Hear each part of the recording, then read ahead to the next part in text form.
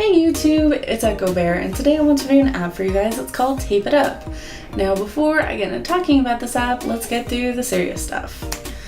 So, Tape It Up is made by Dev Sisters. If that name sounds familiar, that's because a few weeks ago I reviewed another game of theirs called Cookie Run. So if you guys want to watch that video as well, or are just curious on seeing more things by the Dev Sisters, stick to the very end of this video and I'll have a link to it there. But the first version that I can find of Tape It Up was on April 13th, 2017. And as far as genre goes, this is very similar to an Infinite Runner type of game.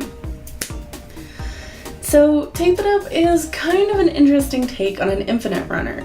It is 100% tried and true an Infinite Runner. Like, it's infinite, you're running, you're trying to continue running for as long as you can for a high score, thus Infinite Runner, yay!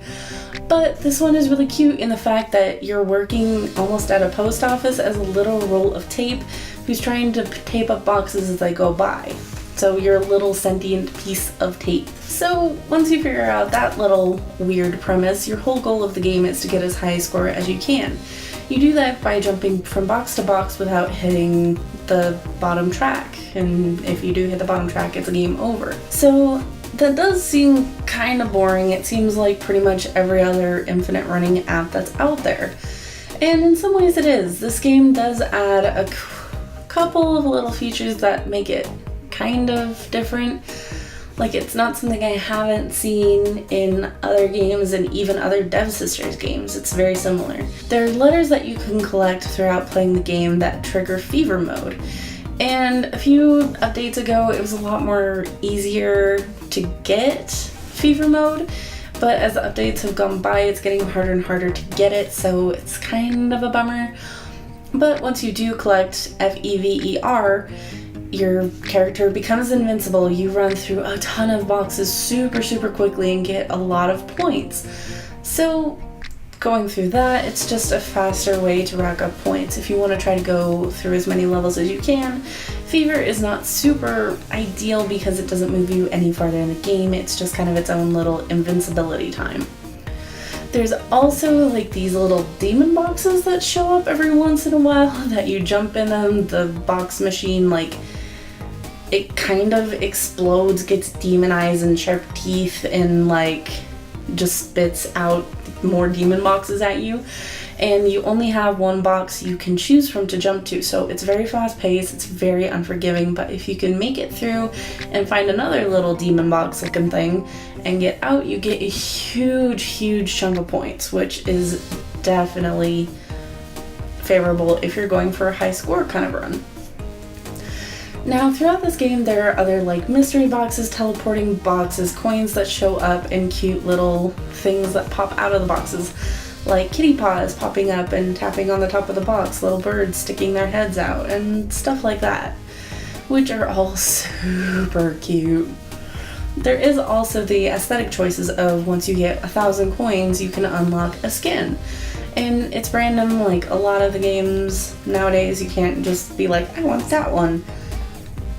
It is random, and if you do want a specific one, you gotta pay for it.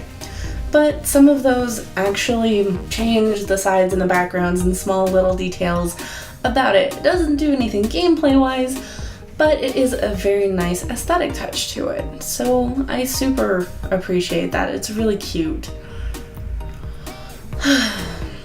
This game also does have a few secrets in it. You get certain things and unlock certain characters by doing certain things in the game. And that told you absolutely nothing about what that is.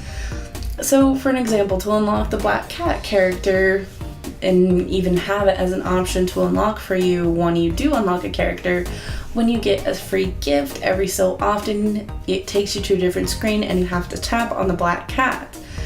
So with things like that, it does give it another level of intrigue to it and more reason to kind of look around and just play around with the game more outside of just the regular game itself. But it doesn't really add much aside from unlock another character skin. And control-wise, the game is super snappy and very intuitive. It's just swiping controls. You can tap on the screen to scoot yourself along a little faster, gain some extra points. But aside from that, it's just really very basic swipe and tap controls that you see a lot in Infinite Runner games. So if you're used to these games and you like these games, it's definitely going to be something you're familiar with and something you're able to pick up and play just very quickly and very easily. So for everything this game has, I'm going to have to give it about an 8 out of 10. It's fun, but it's also not something we haven't seen before, and again, it's very similar to the other game, Cookie Run, that the Dev Sisters have made. It's just a different angle on an infinite runner. So it is fun, it is very creative. The art style is beautiful and fun and exciting, but it's just not anything new. If you like infinite runners and you're looking for new infinite runner games, this is one I would definitely recommend because it is a lot of fun and just super fun and exciting to see. So yeah, that's what I think. Like I said earlier, stick to the very end of this video to see the review I did on Cookie Run Oven Break. If you guys want to download Tape It Up, make sure to look down in the description. I will leave links there so you can go download it for yourself. I hope you guys all have a lovely day, and I'll see you in the next video. Bye!